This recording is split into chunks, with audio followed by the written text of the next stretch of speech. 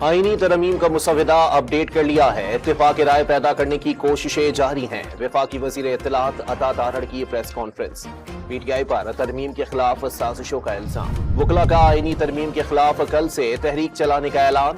Supreme court ختم کر کے متبادل عدالت لانے کی سازش کا الزام۔ کسی صورت آئینی ترمیم قبول نہ کرنے کا دو ٹوک موقع۔ بانی پی ٹی آئی نے آئینی ترمیم کو 3 امپائرز کی مدت ملازمت میں توسیع کا بہانہ قرار دے دیا۔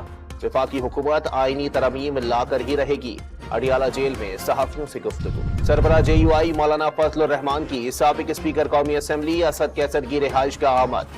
مجوزہ آئینی ترمیم سے متعلق حکمت عملی پر غور و خوض کا امکان۔ خیبر پختونخوا کے ضم اضلاع میں غیر ضروری چیک پوسٹیں ختم کرنے اور جرگہ نظام بحال کرنے کا اعلان۔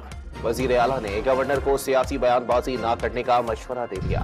اسلام آباد ہائی کورٹ نے بانی ٹرائل کورٹ کو بانی پی ٹی آئی اور بشرا بی بی کے خلاف 190 ملین پاؤنڈز کیس کا حتمی فیصلہ سنانے سے روک دیا۔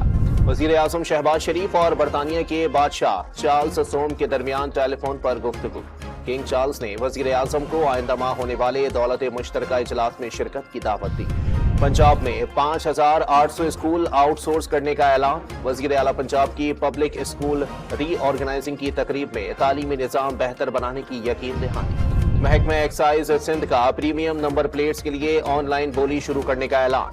بڈنگ سے حاصل رقم سیلاب متاثرین کے لیے گھروں کی تعمیر پر خرچ ہوگی، شرجیل میمن کا بیان۔